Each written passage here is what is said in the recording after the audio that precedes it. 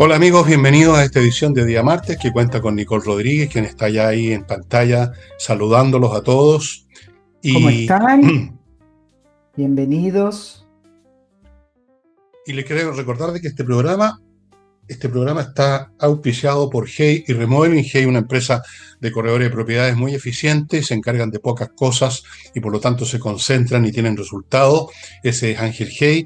Y la otra empresa es Remodeling, remodelación en temas de pisos, cambiar o arreglar piso, por ejemplo el parqué que tiene tablitas sueltas, dejarlas bien o cambiarla por otro tipo de suelo, lo que usted quiera. Pintores para pintar como debe ser, mueblistas profesionales para muebles de cocina que son complicados, arquitectos para cosas mayores, toda clase de profesionales de una empresa profesional que entrega un trabajo de calidad profesional. Bueno, vamos a partir con nuestro barrio. Con nuestro barrio entiendo que Nicole quiere partir con el temita, uno de los millones de escándalos y situaciones que se han dado de las tarifas eléctricas, ¿no es cierto? Partamos con el tema de las tarifas eléctricas porque quiero hacer un punto que me parece fundamental en este tema. Y vamos a hacer un poco de memoria. Este tema del sobrecargo y de el excedente que hemos estado pagando con respecto a las cuentas de luz, que algunos lo sitúan en 110.000 millones de pesos. Un 60% más de lo que deberíamos haber cobrado en general ha subido la cuenta de luz en este gobierno. Y el punto es el siguiente: esta información la supo el ministro Pardo en mayo y nosotros, como ciudadanos, conocimos este tema por Canal 13. Aquí tenemos nuevamente un episodio en el cual el gobierno esconde una información relevante, esconde un escándalo, y lo sabemos por la prensa. Recuerden lo que fue la supuesta o caso compra o la intención que tenían de comprar la casa de Salvador Allende. Recuerden el tema Monsalve, que también al final fue a través de la prensa y así sucede. Fundaciones. El escándalo salió por un diario en el norte. Entonces, nuevamente tenemos un patrón de comportamiento, esconder la información. Pero acá se la escondieron a los ciudadanos y quiero hacer el siguiente punto que me parece que es el más relevante con respecto a lo que se informa y con respecto a la prensa y con respecto a después lo que es la opinión pública en general.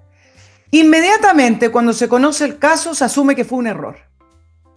Y entonces es muy fácil hablar, sobre todo por este gobierno, de que son ineptos, que son ineficaces, la burocracia del Estado. ¿Saben cuántas instituciones funcionan en torno a las tarifas eléctricas?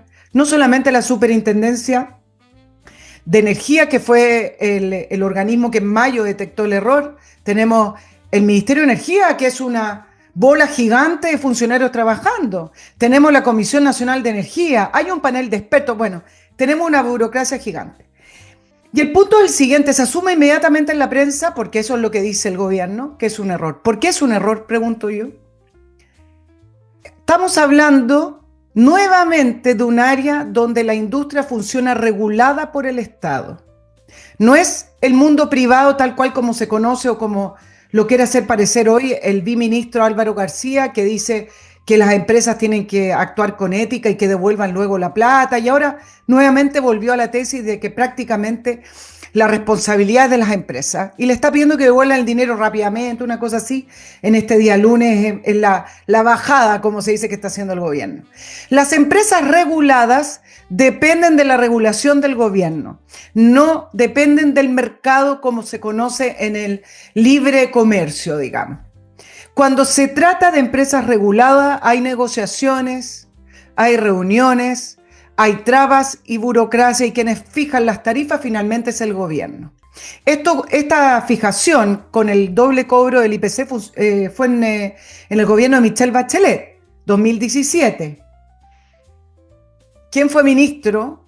El ministro Pacheco. Después vino el ministro Rebolledo. Ustedes saben que el ministro Rebolledo, así como esta gente da lo mismo si es mala o buena, pululan en cargos públicos. El ministro Rebolledo hoy tiene un cargo internacional en una agencia de energía. Por supuesto. Bueno, el punto que quiero hacer acá es que preguntémonos, y eso es lo que tiene que hacer la prensa. ¿Es un error o hay una intención de cobrar doble y que corra el dinero por abajo? Estoy hablando del año 2017, porque en el caso de Sebastián Piñera tuvo un periodo muy excepcional en el cual además se congelaron las tarifas. Y luego preguntémonos otra cosa. Pongámonos en la situación que como son ineficaces, ineptos, solo buenos para la pichanga, porque Diego Pardo es amigo de Gabriel Boric de muchas batallas y sobre todo de la pichanga, pero el punto es que hay que preguntarse estas situaciones y no tomar la narrativa del gobierno, que es un error. Entonces, la pregunta es, ok, ¿y si este gobierno no fue el responsable de ese error, pero supo en mayo del error, qué pasó ahí? Nos vamos a quedar con la respuesta de que negligente, que la burocracia. Yo no me quedo con esa respuesta hasta que me confirmen las investigaciones y ahí espero que la prensa actúe, que efectivamente fue un error porque no saben matemáticas, no calculan, nadie sabe nada. Yo, cuando estamos frente a empresas reguladas, la primera pregunta acá que hay que hacer es si es verdad que fue un error, así como otras situaciones en empresas reguladas que ya hemos conocido, como por ejemplo con las autopistas, en las cuales no se ha podido mostrar fidedignamente, pero se sabe que corrió dinero por abajo. Entonces, ok, estamos concentrados hoy en las compensaciones. Hay situaciones que ninguna compensación compensa el daño. Los valores de la energía están anexados a un montón de cadenas de la economía nacional.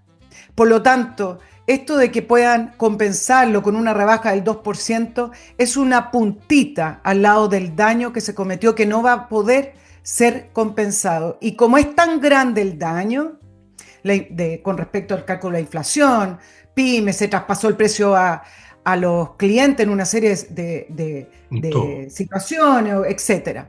Es tan grande el daño que no nos podemos quedar ni como opinión pública, ni como ciudadanos, ni como medios informativos de seguir transmitiendo que esto fue un error, porque el error de alguna manera u otra refleja que hay inocencia. Y lo que yo quiero saber es si efectivamente hay inocencia, ya sea del gobierno de Michelle Bachelet nuevamente, que siempre como que pasan cosas y uno va para atrás, del ministro Pacheco en su momento o del ministro Rebolleo, o inocencia de Pardo, que al enterarse de esto se quedó callado. Y si se quedó callado porque por miedo a una crisis política o porque ese silencio tenía un precio. Hay que preguntarnos las cosas. Si solamente fue un error, bueno, se confirma nuevamente que estamos frente a un gobierno de inepto, ineficaces, llenos de burocracia que nadie hace nada, etcétera. Pero esa tesis es la más fácil de todas. Mira, será fácil, pero es mi tesis, ¿eh? Y es la correcta. Es un gobierno de inepto y todas esas cosas que estás diciendo. Ahora, no son inocentes. Desde el momento que ocultan y mienten, no hay inocencia. No puede ser inocente el que está mintiendo. El que está mintiendo miente porque sabe cuál es la verdad. Por eso puede mentir. Si no, uno no sabe cuál es la verdad, no sabe tampoco cuál es la mentira. ¿Qué se puede decir y qué se puede hacer? Está por irse este gobierno. Ya da lo mismo. Dejaron la crema en todas partes.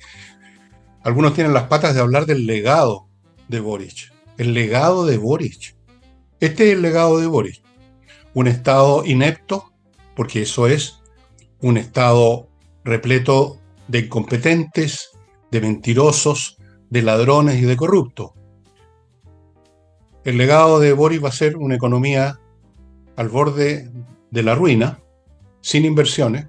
Va a ser un país que ha perdido territorio a manos de los llamados pueblos originarios, un país que ha perdido sus buenas relaciones con Israel, con Estados Unidos, con otros países, con Argentina desde luego, un país que ha dejado y sigue dejando entrar a miles y miles de delincuentes, un país donde la educación se fue a la cresta total y completamente. Este es el país con ministros preocupados de la educación sexual, de presentar espectáculos con unos verdaderos saltimbanquis sexuales. ¿Para qué sigo haciendo la lista? Esto es el legado, una torta de caca de 5 pisos más o menos, y arriba el monito que ponen, arriba podríamos poner el monito al señor Gabriel Boric, coronando la torta. Entonces, esto de las tarifas que efectivamente tiene un efecto masivo porque todo el mundo emplea energía eléctrica, las empresas, las pymes, todo, y por lo tanto transfieren el costo extra a las mercancías que producen, a los servicios, y por lo tanto toda la economía se encareció con esas tarifas más altas. Bueno, no, yo no sé qué más se puede decir de esta gente, ya, honestamente, qué se les puede pedir. No hay tiempo, además, para pedirles nada, que rectifiquen, o que reconozcan el error, o que se ruboricen siquiera. Da lo mismo, se van, se van a los cargos internacionales, muchos de ellos, como tú mencionabas, porque esta gente vive flotando en un océano de mierda. O sea, si no están en el estado de su país, están en una organización internacional, están en una ONG, están en una fundación, están en alguna cosa con fondos públicos, fondos del país o fondos internacionales que vienen de países. Ahí están todas navegando en ese océano de mierda. Entonces ya a estas alturas te digo, Nicole, sí, fue un escándalo, uno más, y da lo mismo, hay que echarlo simplemente, hay que sacarlo, hay que derrotarlo en las elecciones de unos días más, y derrotarlos en la segunda vuelta, si hay segunda vuelta, y luego llegar con un lanzallamas al Estado, a limpiar, con flit, no sé con qué, con una escoba, con un chancho eléctrico, con alguna cosa, hacer lo que se pueda. No creo que se pueda lo que dice Quirós, Jorge Quirós del José Antonio Casi, ganan ellos la elección, que se puedan ahorrar 8.000 millones en tanto tiempo, después 21.000. No, pero igual hagan lo que hagan, van a tener que limpiar muchísimo, sacar a mucha gente, sacar a muchos frescos rajas, si es que se puede. Como dije ayer, está el tema de la inamovilidad. Eso es el gran tope para modificar este estado. Y el otro tope es, por supuesto, que esas personas, a diferencia de un empleado que echan de una empresa privada, puede dañar a los que lo echaron porque tiene derecho a voto, y todo esto es política. Bien, ¿qué más se puede decir sobre este tema? No sé. Tú verás, pues, Nicole, si quieres agregar algo. Sí, le quiero agregar que aunque se vayan, a mí me parece relevante saber qué pasó, desde qué punto de vista. El ¿Mm? ministro Pardo le iban a realizar una acusación constitucional que la bajaron producto de que renuncia al cargo, le piden que salga del cargo el presidente Boric, que dicho sea de paso, si no estuviéramos en periodo electoral, difícil que le hubiera pedido alguna responsabilidad. No, por Y supuesto. resulta que se quedan. Yo hay algo que en este país nunca he entendido mucho en este país, que es mi país, que tiene que ver con la responsabilidad política. Entonces, asumió su responsabilidad política. ¿Qué significa eso? Responsabilidad política es como cuando hablan de la factura ideológicamente falsa, es como que está como por arriba, entonces asumió algo que no le corresponde, pero que en el fondo políticamente hay que demostrar. Yo no sé, yo creo que acá hay una responsabilidad. Y la cabeza de esa responsabilidad es el ministro Pardo. Y entonces renuncia y votan la acusación constitucional.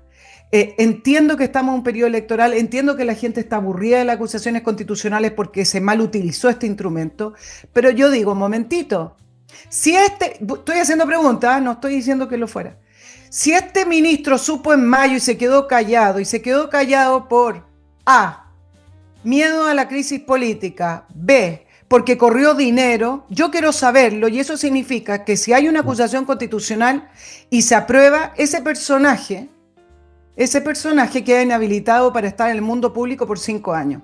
Esas son las cosas importantes. Yo no sé por qué se quedó como institucionalidad esta versión de la responsabilidad política. Es decir, no es responsable, pero como héroe da un paso adelante y renuncia. No, él es responsable, los ministros son responsables. El ministro Montes es responsable de la reconstrucción. Y si no, que saque al equipo y ponga otro que pueda ejecutarlo. Si se sabe que los ministros no están en el día a día en todo, pero son responsables de sus equipos también. Entonces, esto de la responsabilidad política, se cayó, se renunció, entonces se olvida, se borra.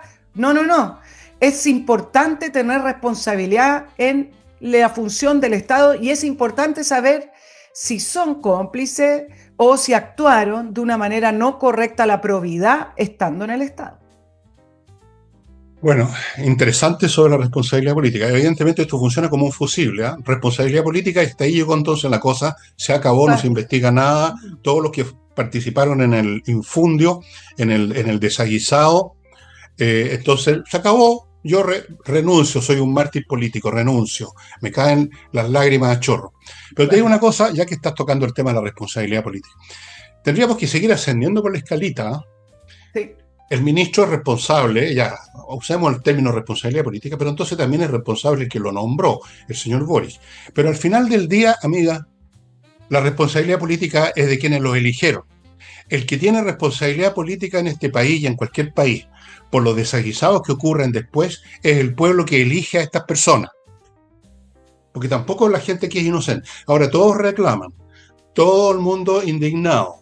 Los taxistas vociferan contra Boris, todo el mundo. Pero muchos de ellos votaron, muchos de ellos se creyeron el cuento, muchos de ellos fueron realmente unos necios. La responsabilidad política final en una democracia está en el pueblo que vota. El pueblo que vota sin pensar, sin analizar, sino que simplemente porque le gustó la carita o la sonrisita del candidato. Esos son los responsables políticos. Señora, señor que está viendo este programa, si usted acaso votó por Boris, usted es el responsable político del tema de las tarifas eléctricas y de todos los demás temas. No nos lavemos las manos tampoco los ciudadanos, pues. O sea, nosotros los pusimos ahí. O sea, los que votaron por él. Y son responsables también tus colegas que se tragan todos los cuentos del gobierno, esto del error, por ejemplo, que no es un error, porque como tú dices, el error supone que uno quiso hacerlo bien, pero se equivocó. Aquí no hubo un querer hacerlo bien, aquí hubo un querer hacerlo como se hizo. Como se hizo. Si estas cosas no llegaron de repente donde el ministro de Energía le dijeron, oiga, tiene 2 minutos para inventar unas tarifas. No, estas cosas son procesos de acuerdo a reglas. Como dices tú, esta es una cosa regular. Yo no me imagino que lo hagan en 5 minutos. Me imagino que saben sumar, ¿no? Sabrán hasta la tabla del 2 por lo menos. Así que de responsabilidad, ok, hablemos de responsabilidad y especialmente ahora, Nicole, que tenemos un proceso electoral. No olvidemos que nosotros somos los responsables de lo que pasa en este país. El pueblo es el que elige a los Kirchner, el pueblo es el que elige a los Evo Morales, el pueblo es el que elige eventualmente en su momento a Chávez, y después lloriquean y se quejan y maldicen. Pero ellos mismos los eligen. Ellos mismos, ustedes, ciudadanos, son los responsables. Nosotros somos los responsables. ¿Qué se espera? En un avión, usted pone a manejar el avión, a volar el avión a un niño de 5 años que además es retardado. Entonces el avión se cae. Échenle la culpa al piloto o échenle la culpa a los que pusieron el cabrito. Aquí pusieron un cabrito, aquí pusieron a un dirigente escolar, porque ni siquiera estudiantil, escolar. Pusieron al Partido Comunista, pusieron a toda esa gente. ¿Qué se esperaban? Pusieron a una generación educada mirando, digamos, Plaza Sésamo. ¿Ah? O no sé cuánto los Reyes del Zodíaco, y escuchando a la Greta Thunberg, y caminando por la calle con el celular mirando en los ojos. Ustedes los eligieron, ustedes son los responsables políticos, señores ciudadanos. Porque no sacamos nada con colgar de un farol, ni siquiera el presidente de la República. Todos ellos, acuérdense esa vieja frase y termino con esto, Nicole, no es la culpa del chancho, sino del que le da frecho. No lo olviden jamás. Claro, en ese punto de todas maneras, pero también hay el otro punto que quiero hacer, tiene que ver con preguntarnos, con preguntarnos si es que es así lo que dice el gobierno. Y no lo digo solo por este gobierno. Para mí hay un encabezado que no se borra nunca, ya sea gobierne Boric, gobierne Piñera, gobierne Bachelet, Lagos, Frey. El poder corrompe. Hay una pregunta que el otro día leí en un texto que no de los medios de acá, decía, ¿es que la gente llega así y el poder le permite ser de una manera poco honesta o es que el poder corrompe? Y casi toda la conclusión es que el poder corrompe. Entonces hay una frase famosa sobre eso, de un pensador británico de principio del siglo XX que se llama Lord Acton, o sea, tenía otro nombre, pero era Lord Acton. Decía, el poder corrompe y el poder absoluto corrompe absolutamente. Aquí no han tenido el poder absoluto, menos mal. Menos mal. Y por eso hay que enfrentar estas situaciones con la suspicacia que corresponde a el periodismo por lo menos y a otros analistas que ponen ahí. El punto es preguntarnos si eso ocurrió así. La narrativa que puso el gobierno es el error, que puede ser reprochable, pero no es tan grave cuando No, es un claro que error. no, por supuesto que Entonces, no. vamos al fondo. Si termina siendo un error, bueno, son todos unos tontos. Mira, la semana pasada tú diste una noticia y yo dije, momentito. Diste una noticia y lo analizaste desde el punto de vista de las armas. ¿Te acuerdas? En la semana pasada hiciste un programa porque salió en todos los medios de comunicación las armas que han sido robadas de los ciudadanos y que han caído en manos de los delincuentes. Y hay una cifra puntual, era un tema pequeñito. Pero resulta que aquí el tema es el siguiente. El gobierno tiene un proyecto de ley para quitarle la tenencia de armas a la gente. No quieren que la gente se arme, son contrarios a eso. Hay campañas publicitarias que me imagino que son millonarias de entrega tu arma. ¿A quién le están hablando? ¿A los delincuentes o a los ciudadanos? A Entrega los tu arma. A los ciudadanos. ciudadanos. Entonces, van metiendo este tema en los medios de comunicación con estas estadísticas oficiales que pueden ser ciertas, pero tienen un sesgo, tienen una intención y es tratar de demostrar que cuando los ciudadanos tienen armas, terminan cayendo en malas manos. Nadie contrarrestó esa información. Resulta que durante toda la semana pasada escuché entrevistas preguntándole al director de la DGMNE qué pasa con esta arma incautada, que las armas que caen en manos de los delincuentes. Ese era el punto de vista. Por favor, tengamos suspicacia. Acá se quiere instalar. Yo no estoy a favor de tener o no tener. Yo simplemente estoy presentando el punto. El punto es, acá se quiere instalar que los ciudadanos no se pueden armar aunque esté debidamente inscrito, aunque usted vaya a practicar, etcétera, y no les gusta a los ciudadanos armados, a pesar de que el Estado hoy no está asegurando su propia seguridad, ¿cierto? Pero no les gusta. Esto es un proyecto de ley que hace rato que están tratando de... Pero no va a funcionar, ver. no te preocupes, no va a funcionar ese proyecto de Pero yo ley. digo, cuestionen entonces, pero resulta que la semana entera entonces hablando de las armas que caen en manos de los delincuentes y nadie habla de la internación de armas y de la falta de control en las fronteras para que los delincuentes tengan armas de guerra. En ese programa yo hice una cosa que puede parecer un chiste, pero que es cierto. Dije, hablar de que las armas son como, digamos, el factor vinculado a la criminalidad, las armas a los ciudadanos, como decir de que la gente se ahoga porque hay agua. No, pues es una estupidez completa esa cuestión. Hoy se ahogaron los del Titanic porque había mucha agua en el mar, fíjate tú. No, se ahogaron porque el barco se hundió, no había bote o lo que fuera. La causa concreta y directa de los delitos son los delincuentes, no la gente que tiene un arma en su casa. Pero estos tarados se van y ese proyecto nunca va a funcionar, nunca va a ser aprobado. Créeme, no, es demasiado estúpido. Incluso hay gente de izquierda que se da cuenta, pero miran para otro lado porque tienen que apoyar de todas maneras a los compañeros. Antes de continuar, amigos, les quiero recordar clinera.io, que es un sitio donde usted puede conseguir un software muy original, muy importante, el mejor que hay para la administración muy integral de clínicas, porque es complicado, está fuera de todas las cosas propias de toda organización, está el tema de los pacientes, los horarios, los médicos, la comunicación postoperatoria, millones de cosas. Este software tiene una inteligencia artificial que puede hacer muchas cosas mientras usted hace otra. Puede estar conversando con la gente, viendo el tema de sus horarios, que postergaron, que le dan otra hora. Tiene un sistema omnicanal de comunicación, un montón de ventajas. Clinera.io, ahí lo va a encontrar. Sigo con KMRP, otro software para empresas que no son clínicas. También tiene una inteligencia artificial muy eficiente, muy fácil de aprender, no es caro. No es especialmente caro, ni mucho menos. Usted lo puede tener en el celular, el programa, y controlar su empresa, ver lo que está pasando de cualquier parte del mundo. KMRP se llama el programa, lo ubica en kame.cl. Y termino este bloque con autowolf.cl, ahí lo ubica, la firma Autowolf. Van a su casa, dejan la carrocería de su auto como nueva,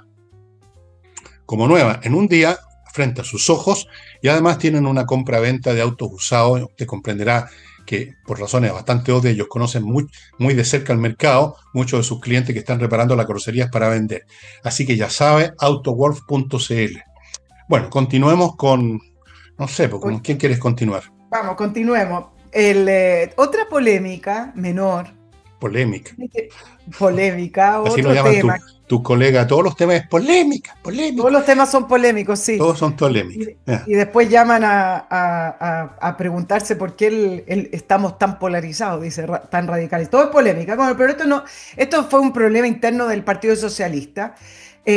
¿Por qué? Porque las juventudes socialistas del Bío Bío Sí, reivindicaron la lucha armada en un video bastante sí. bien hecho desde el punto de vista de la grabación, la edición, Técnico, etc. sí.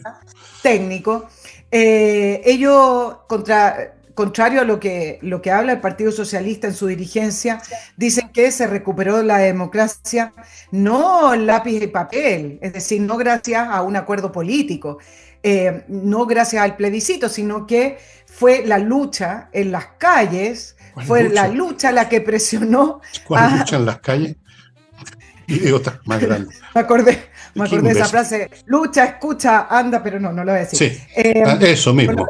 no lo voy a Sí. decir. Bueno, ellos, contrario a todo lo que ha planteado la concertación, el Partido Socialista, etcétera, decían que fue esa lucha la que presionó para el plebiscito y de lo contrario ese plebiscito no se hubiera efectuado sin esa presión. Y la dirigencia del Partido Socialista salió a contrariar, a distanciarse, a decir, Mm. y han relatado la historia del Partido Socialista, de cómo ellos abandonaron la lucha armada, etcétera. Recuerden que la juventud socialista, hace varios meses atrás, en un video también saludaron a Lenin en su natalicio, por lo tanto, no es tan No, sorprendente que no, las no, juventudes no. socialistas del Biobío hagan esta reivindicación de la lucha, de la lucha y La lucha. Váyanse a la lucha.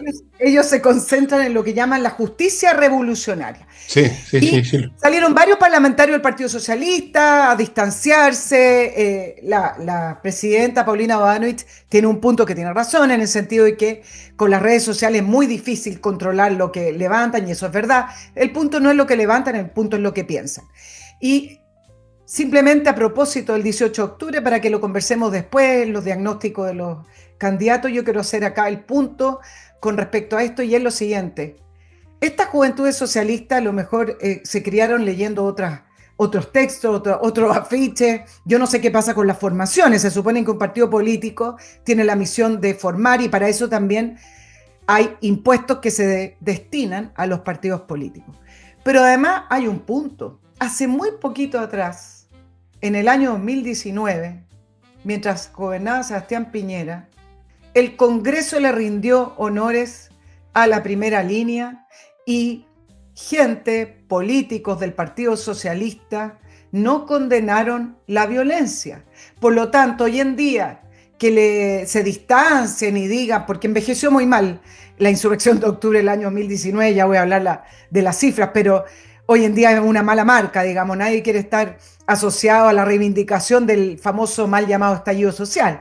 Pero hace muy poquito atrás, hace 6 años, el Congreso, no el completo, pero una gran parte de la izquierda y parte también del Partido Socialista, no negaron esa lucha en las calles y se sumaron No, al si nunca la clamor van a del negar. momento. Entonces, ¿cómo es que le están pidiendo ahora a las juventudes que absorben de una manera mucho más rápida y con más fervente que no, pues bueno, no, pues si nosotros el Partido Socialista renunciamos a la lucha el año, no sé, será 67, 80, no tengo idea, porque ahí hay varias fechas de bastantes hitos, de distintos hitos en los cuales ellos renunciaron.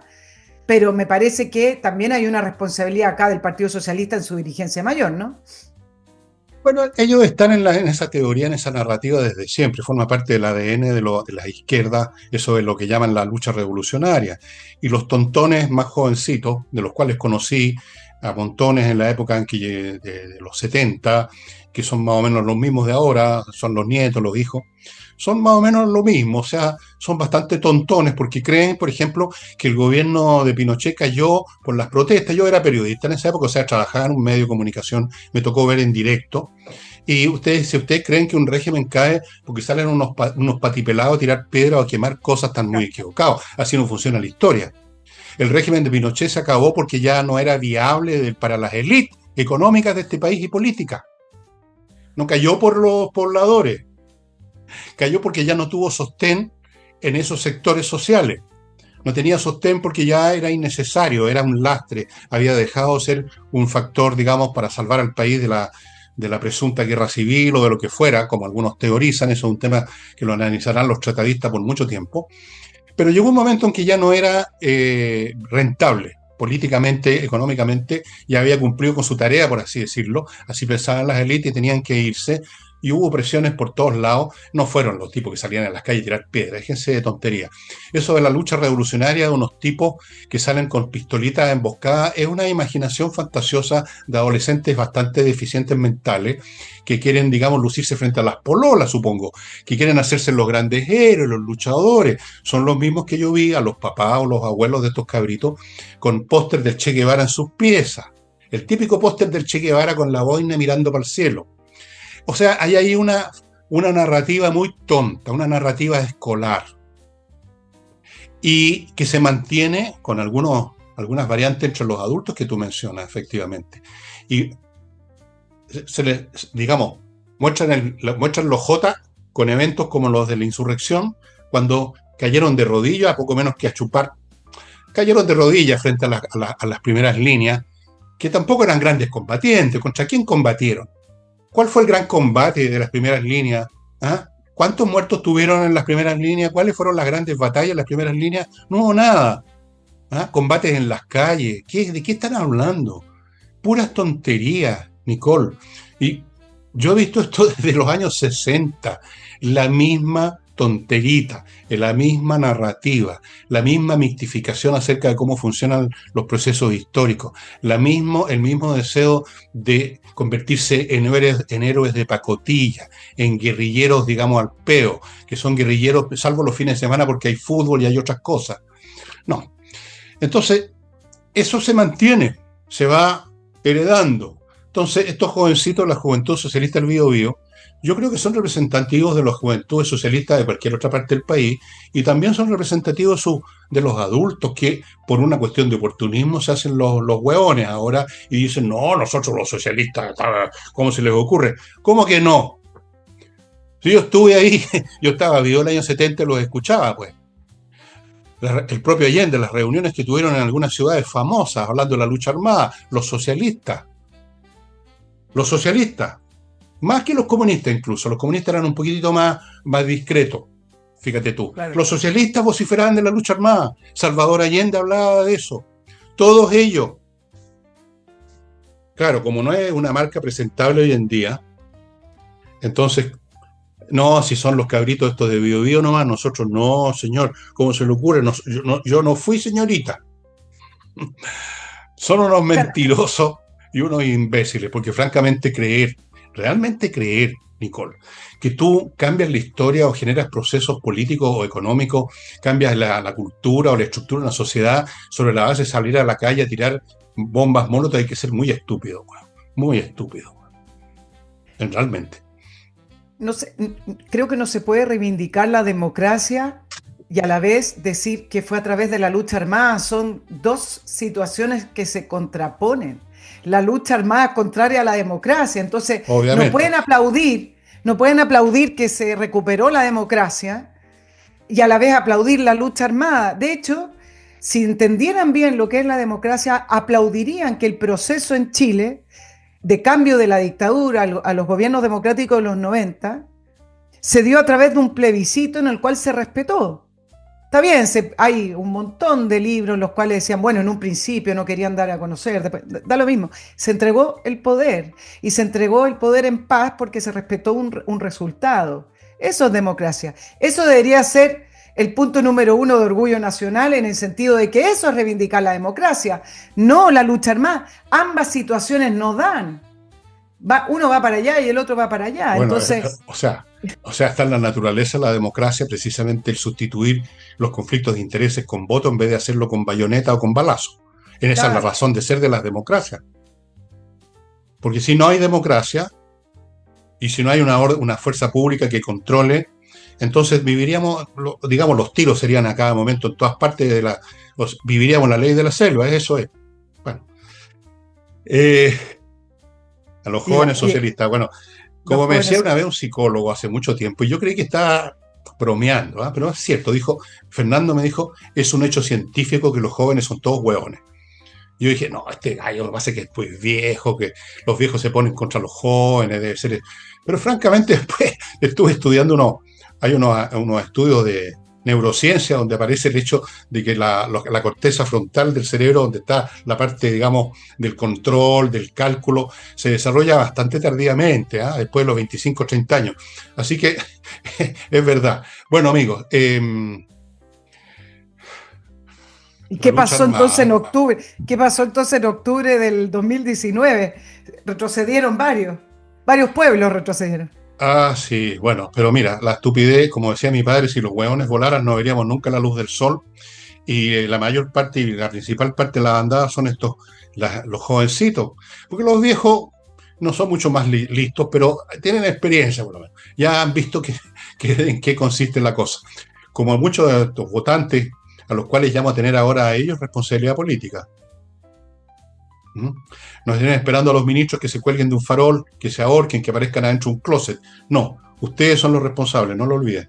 Y yo soy ahora responsable de contarles de entreninglés.com, la academia online gestionada por profesores de inglés que le va a enseñar a usted a conversar, a hablar y a entender lo que le hablan para que se maneje cómodamente en el mundo que habla inglés. Todo el mundo habla inglés, fuera de su idioma nativo. Continúo con el método EVE, si usted quiere eliminar impurezas de su cuerpo, cosas feas de su cuerpo, como la guata colgante, la celulitis, la estría y qué sé yo, muchas cosas más. El método EVE es la única manera, traído de Corea del Sur, va directo al problema. No sirve la gimnasia, ni el deporte, ni las dietas. Tiene que ir directo al problema. métodoev.cl. Entre al sitio y vea los detalles. Continúo con compreoro.com, un lugar donde usted puede comprar oro y plata en moneda, en lingotes, para tener una reserva financiera indestructible y una inversión, porque están subiendo de valor. Y termino este bloque con edisur.cl, editorial que le ofrece la oportunidad de comprar libros en compañía 1025. También puede comprar en el sitio de ellos, edisur.cl, donde, dicho sea de paso, tienen una librería digital con un tremendo surtido a precios de huevo, 3 lucas, 4 lucas, usted baja un libro que no va a encontrar en papel, edisur.cl. Adelante, Nicole. Sí, a propósito de la lucha, etcétera, el fin de semana completo fue recordar lo que fue el 18 de octubre del año 2019. Y interesante ver en retrospectiva varias situaciones y las declaraciones de los candidatos, pero además hacernos todas esas preguntas que todavía no nos responden. Y yo creo que acá hay una obligación con los chilenos a que nos respondan.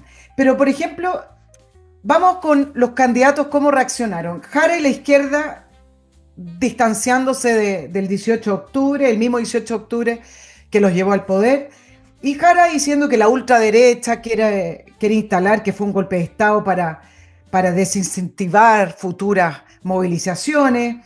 Kaiser dice que acá fue un intento de insurrección para votar al gobierno democráticamente electo. Kast dice que acá muchos de los que están en el gobierno justificaron la violencia, hablando también del intento de golpe de Estado, y participaron. Y Matei al medio. Vamos a ir analizando. Dice que nos dejó heridas y enseñanzas. ¡Ay, qué amorosa! Enseñanza. Sí. ¿Cuáles enseñanzas nos dejó? Este acto hizo un acto reflexivo en la iglesia de Veracruz, que fue también vandalizada, parte de la zona cero. Los problemas, y acá es donde creo que es importante analizar lo que dice, porque las palabras son importantes. Pues. Los problemas sociales no se han mejorado, no hemos avanzado ni en educación, ni en salud, seguridad menos, hemos retrocedido. En Chile hay demasiada inequidad, hay mucho dolor. Yo quiero hacer dado con el dolor a la señora Matei. Lo volvieron a otros dolores, lo volvió a repetir Chile Vamos, que la palabra de los dolores lo hablaba la izquierda en Chile, siempre los dolores. Bueno, pero yo quiero ir al detalle en esto.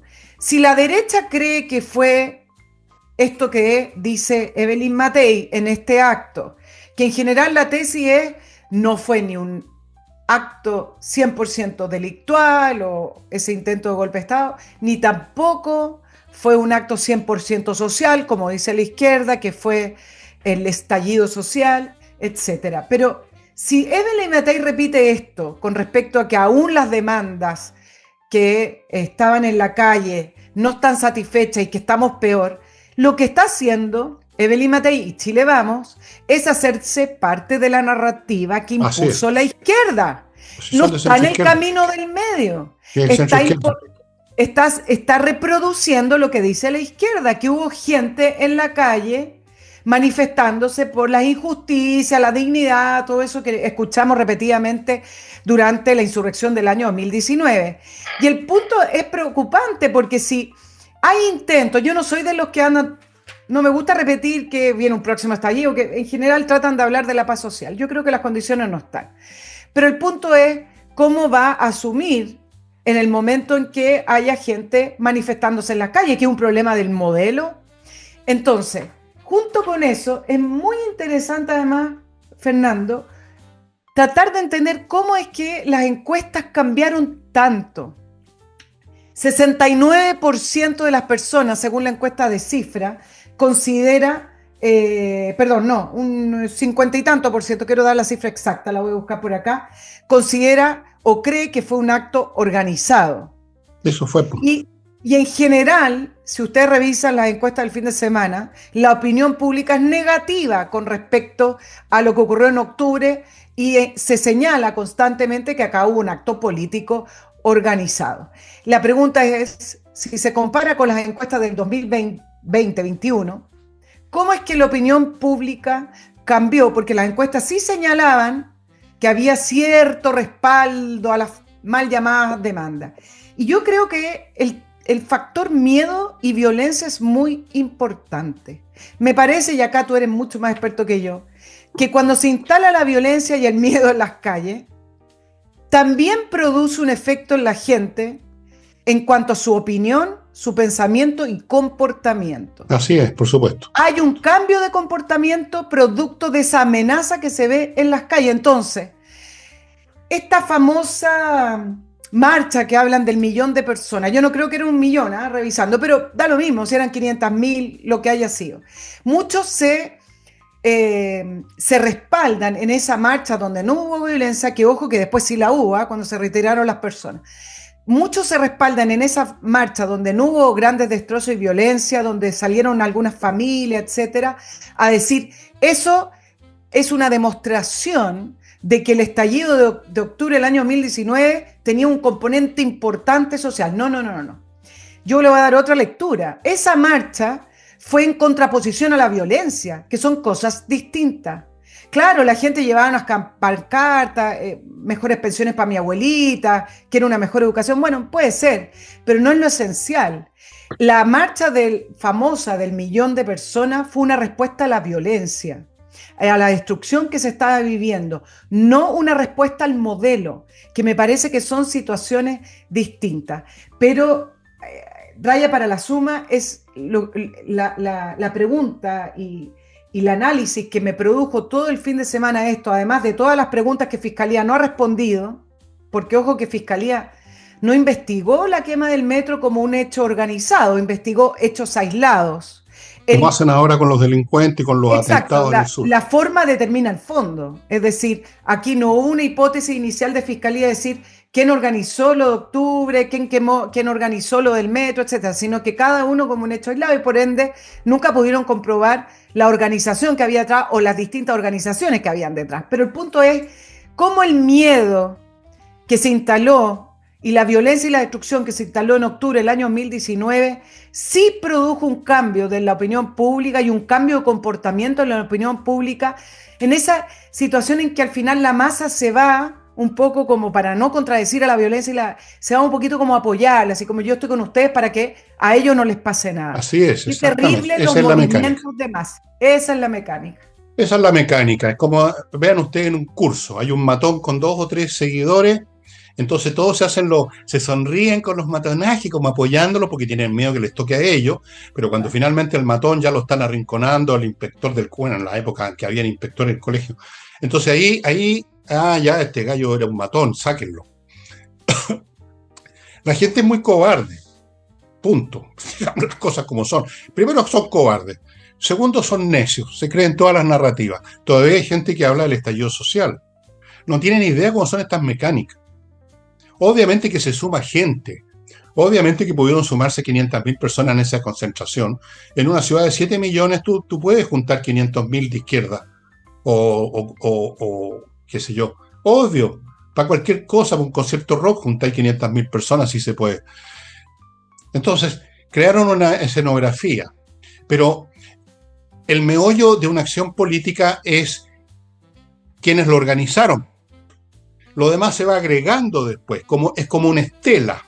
Se agregaron los delincuentes, efectivamente, se agregaron gente que quería lumpen, que quería romper o robar en un supermercado, se agregaron gente que quería hablar de las pensiones de la abuelita, pero todo eso se agregó a un núcleo organizado, y yo creo que lo demostré cristalinamente en mi libro Insurrección. No me costó ni un día darme cuenta que esta cuestión estaba organizada. Si estaba a la vista, pues, Nicole.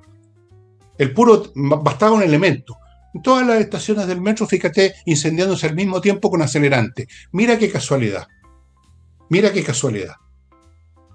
Yo no sé si la gente se convenció de que esto fue una insurrección y no un estallido social propiamente tal, porque todos leyeron mi libro, no creo. No todos leyeron mi libro, quizás a algunos les habrá servido, a otros no. Pero a la larga, como se les desvanece el miedo, y como se empiezan a pegar la cachao, que se demoran muchísimo de qué clase de personas son estas, entonces al final ya sienten además que el viento está corriendo para el otro lado y se atreven a sacar la voz.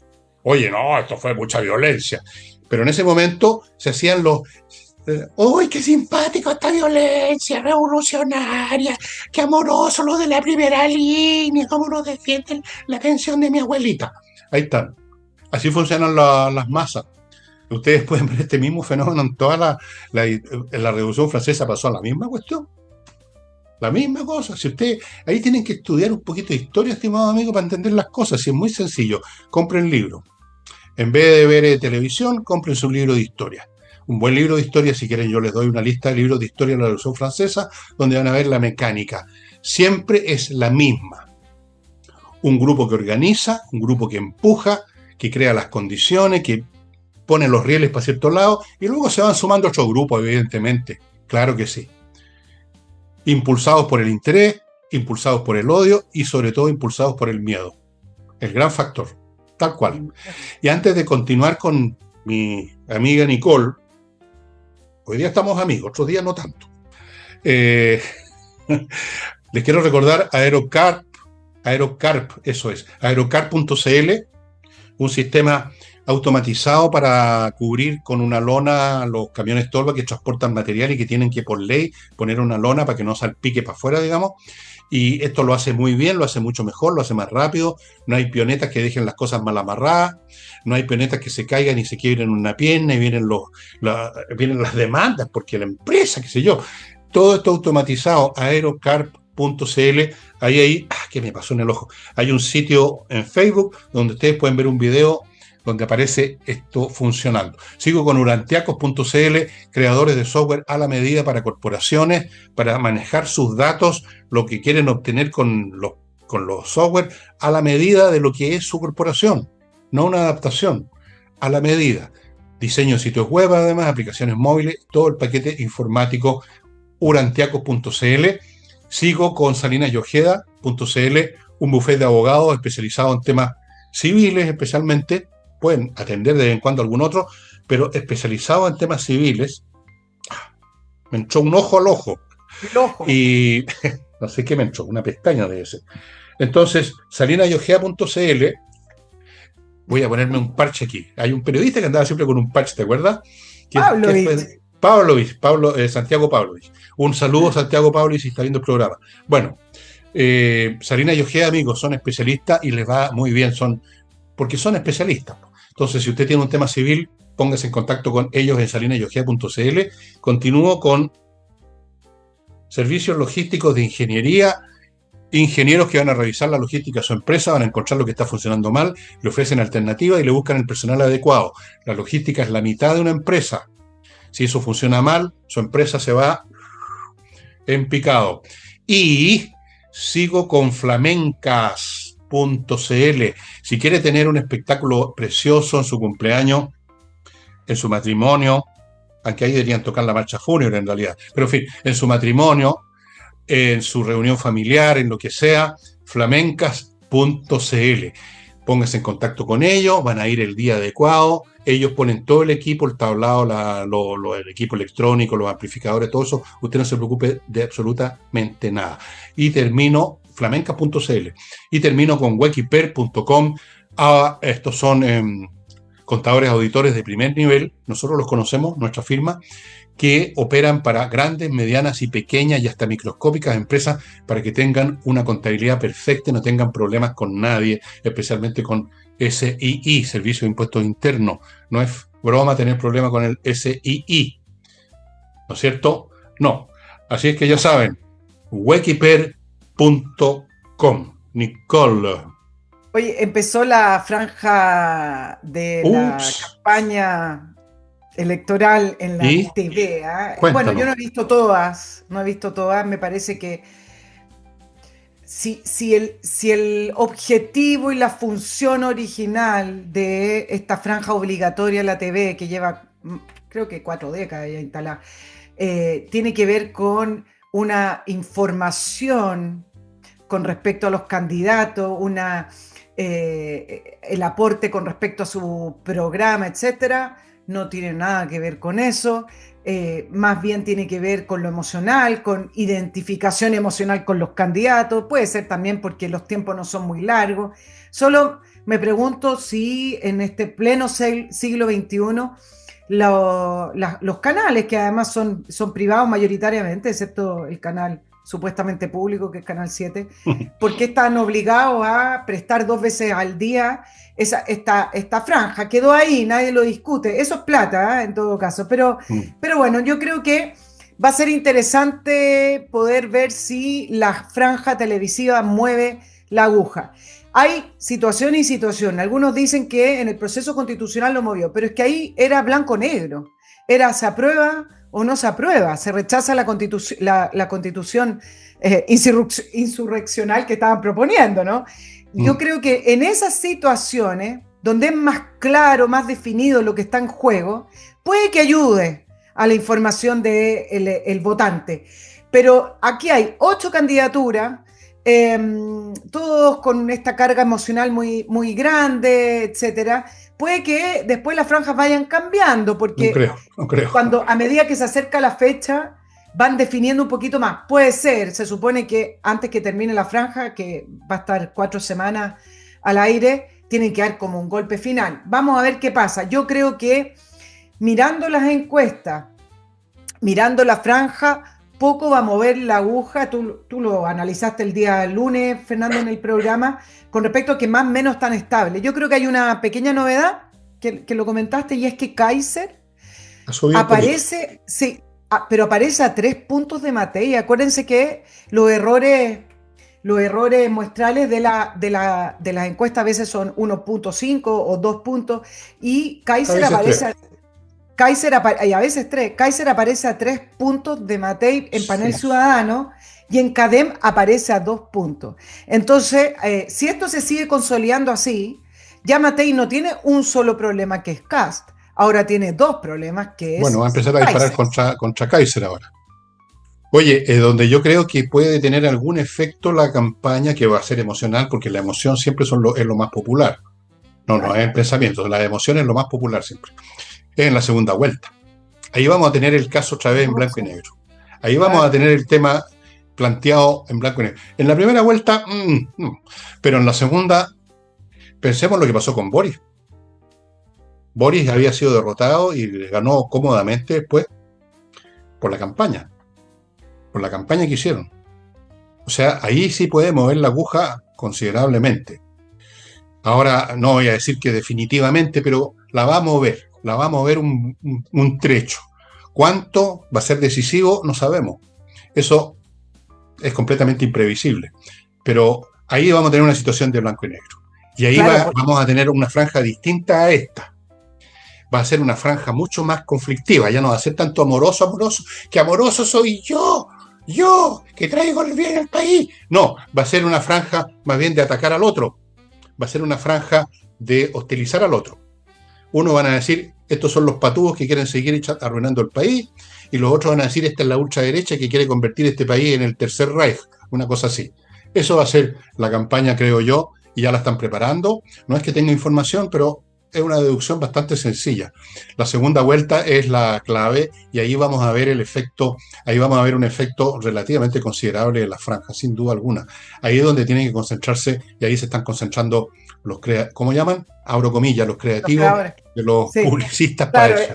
la segunda vuelta es en blanco y negro. Lo que pasa es que en el 2021, cuando ganó Boric en segunda vuelta, se juntaron varios elementos, entre ellos el Boric de centroizquierda para ganar ese voto, que hoy Jara es imposible que se vea Lo intenta, sí. relacionada con ese Claro. voto, y Kast hizo una muy mala segunda vuelta. Hay que decirlo, lo hizo mal. Malos los debates, no logró salir de todas esas caricaturas que de una manera muy arraigadas se fueron instalando con respecto a que quería retroceder los votos, los derechos de las mujeres, toda esa postura que hoy ya Ya no como que no vale, calza tanto, ya no vale. fueron muy débiles en defenderla o en explicarla en realidad. Acuérdate que cuando vino la segunda vuelta se fue de viaje a Estados Unidos. Bueno, no fue una buena campaña. No No. sé, producto de del momento que se estaba viviendo, y esto es contrafactual, es medio ridículo, pero no sé si hubiera hecho una buena campaña o hubiera ganado, porque en realidad los tiempos corrían hacia allá, pero eso es Bueno, materia de ahora Kass, digamos, tiene varios puntos a favor, porque punto a favor. todas estas cosas que le colgaron, que el fascismo, que los nazis, que el abuelito que era de la SS, qué sé yo, todas esas idioteces ya no se las cree. Incluso aunque fueran ciertas, ya no se creen. Eso es lo que termina pasando con los que usan estas cosas, que al final ya no se les cree ni cuando dicen la verdad. Además, no hay ninguna verdad en todas esas tonterías que han dicho contra Kass. Así que por ese lado está bien. Eh, el, el riesgo que corre Kass, en parte por su personalidad, en parte por otros factores, es que se reblandezca mucho, se ponga demasiado conservador, se ponga a cuidar, digamos, la ventaja, cuando las ventajas no se cuidan, las ventajas se deben multiplicar. El que va corriendo, está la famosa historia de la tortuga y la liebre. La liebre echaba, ¿te acuerdas del mono animado? La liebre se echaba para atrás y ganó la tortuga. Entonces, si se pone blandén, si se pone tratando de conquistar esa cosa fantasiosa que llaman el centro político, si se mateiciza, digámoslo así, en una segunda vuelta, si se pone un poquito como Matei, va a perder, te lo digo claramente. Le va a pasar lo mismo que le pasó la vez anterior. Si se pone firme y sólido, que es lo que la gente de oposición quiere, ese es el ánimo que predomina, va a ganar de todas maneras. Pero todo depende de la postura que adquiera. No se ponga tan... Tú la otra vez hiciste una muy buena observación en el sentido de que cuando le dijeron que lo perdonaban, se puso, sí, claro, el dolor, en vez de haber dicho, ¿de qué me está disculpando si yo no he cometido ninguna culpa? Usted la inventa y ahora me disculpa. No, vaya a bañarse, digamos, diría, o su equivalente en moneda nacional. Entonces, el temor que yo pudiera tener es que el candidato o le podría pasar, no, a Kaiser no le pasaría, el Kaiser es bastante más durito, es más durito. El temor es que se pongan temerosos de perder lo que tienen y tienen que pensar, no tienen nada. Una vez que viene la segunda vuelta, está todo en cero otra vez. Tienen que volver a ganar esos votos. No se confíen en nada. Tienen que ganar los votos de nuevo, todo de nuevo. Es otra carrera y hay que correrla bien, a todo chancho.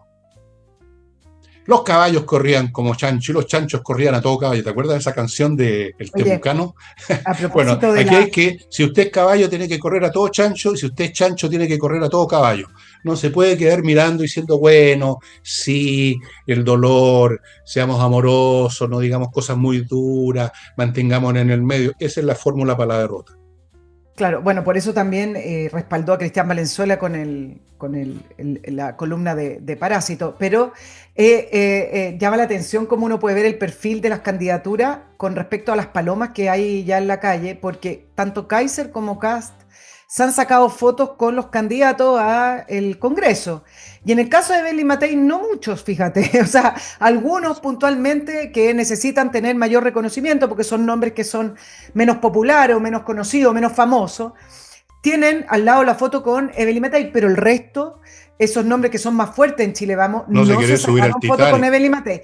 Y No se Jara quiere, tampoco. no se quiere Jara, embarcar en el la Titanic. jaraneta, nadie se subió a la jaraneta, Jara está prácticamente sola. Y a propósito de la impostura, me acordé por la segunda vuelta de Gabriel Boric, se dio una nueva pelea entre Chile Vamos y Republicanos con esto de invocar que a simple vista, y de verdad ni siquiera a simple vista, a vista, parece absurdo que invocar a Jaime Guzmán, cuando la semana pasada la secretaria general de Republicanos en una entrevista dijo que si estuviera vivo o algo así, votaría por Republicano, no por Chile Vamos, o votaría No por sabemos. Cast. Bueno, no sabemos, suena absurdo, suena tonto, uno dice para qué lo hace, pero acá viene el fondo y vamos en el análisis. Políticamente produjo lo siguiente. Evelyn Matei y Chile Vamos se han posicionado ahora como la candidatura de centro izquierda. Entonces, ¿defienden o no defienden que a lo mejor Jaime Guzmán hubiera votado por la candidata de Chile Vamos, que pertenece a la derecha por lo demás y que perteneció a la UDI y que después se fue? Entonces los puso en un problema. Es un problema tonto, puede ser, pero los puso en un problema que tiene que ver con la identidad. Y mientras critican a Ruth Hurtado con esta tontera de levantar a Jaime Guzmán de la tumba, resulta que en la franja de Evelyn Matei ponen la figura de Patricio Elwin, que yo sepa que también falleció y que él no podría hablar tampoco y decir que vota por Evelyn Matei. Entonces resulta que están todos invocando a través de una posición que termina siendo una impostura, no sé tanto en el caso republicano, porque ellos vienen de la UDI, bueno. Pero en el caso de Evelyn Matei, y de Chile Vamos, mientras critican esto de Jaime Guzmán, que a lo mejor lo deberían dejar pasar, porque si se están posicionando como una candidatura de centro-izquierda, bueno, ¿qué les importa la figura de Por la de boca, Jaime? por el pez. Pero resulta que mientras critican, levantan la figura de Patricio Elwin y produce un problema con la democracia cristiana. ¿Viste? Quieren Claro, y hacer produce un uso problema con la democracia cristiana que dice, quieren, momentito, ¿por quieren qué? resucitar. Oye, quieren resucitar no solo a Patricio Elwin, quieren resucitar la concertación. Quieren resucitar el Eso es lo que pasado. quieren. ¿Por qué? A ver, doña Evelyn, si está viendo este programa, yo le recomiendo que la próxima vez saquen a Mateo de Toro y Zambrano, que fue uno de los españoles que era gobernador de Chile en la época antes de la independencia. Era bien amoroso Mateo de Toro y Zambrano. ¿Por qué no lo recuperan también? ¿Quién más, oye? ¿A quién más podríamos poner? ¿A José Miguel Carrera? No. Sí, porque era medio izquierdoso en su época. José Miguel Carrera. Hay que ser carrerista ahora también. Revista. Están realmente perdidos, ¿eh? Están realmente muy perdidos. Pero ven, al final, y vamos terminando el programa, querida amiga, no olvidéis, amigos, que ustedes son los responsables políticos de todo. No miremos los errores de unos y otros, ya no vale la pena a esta altura. No miremos las campañas pasadas, miremos para adelante, y es usted el que es responsable de lo que va a hacer en la urna en la primera vuelta y en la segunda. No empiece a echarle la culpa a nadie. Usted es el responsable. Nosotros somos los que estamos decidiendo el destino de este país. Nosotros somos los responsables. Nadie más. Así que...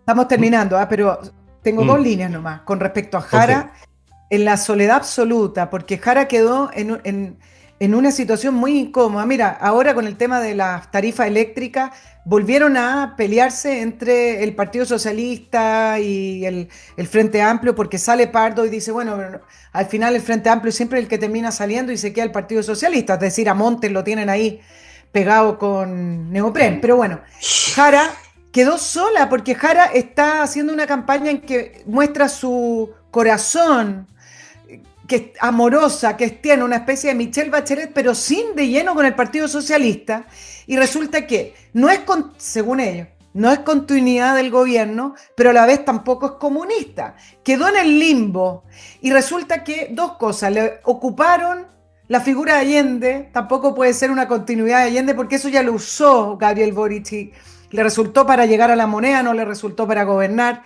y también ya está envejeciendo mal. está Ahora, envejeciendo mal esa figura. eh, Y con respecto a la continuidad del gobierno, que también acá, ojo, la prensa repite, se posiciona como que no es continuidad del gobierno. Imposible. Janet Jara es continuidad de este gobierno, con la misma alianza con unos pocos de la democracia cristiana. No confundir continuidad con ser iguales. Son situaciones distintas, son adjetivos distintos, pero de qué es continuidad este gobierno, por supuesto que es continuidad independiente que ella resalte sus características sí. amables, digamos, ¿no? Ya, y para ponerle punto al final al programa te voy a decir lo siguiente. Efectivamente está Jara en la soledad más tremenda, en el limbo, porque la verdadera campaña de la izquierda es cómo van a hacer para tratar de destruir y arruinar el futuro gobierno de oposición. En eso están. En eso están concentrando sus pensamientos, sus esfuerzos, sus planes y sus comandos. Tienen a 4 pelagatos dedicados a la candidatura de Jara porque la dan por derrotada. Están preocupados cómo vamos a demoler, cómo vamos a mejorar los métodos de demolición que usamos con Piñera, cómo los vamos a usar contra Matei, Dios no lo quiera, o Cast o Kaiser. Eso es. Bueno, amigos, no olviden lo que dije, creo, voy a ser majadero.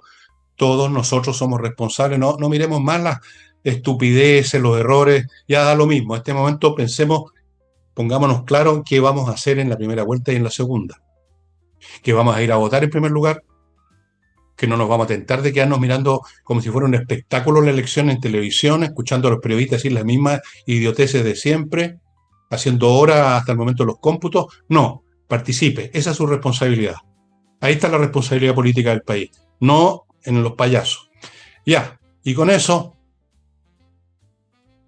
Chao, ponemos fin chao. al programa. Nos estamos viendo con Nicole el jueves, así que ya contarán con ella en ese día y después más adelante, y así sucesivamente hasta el fin de los tiempos. Amén.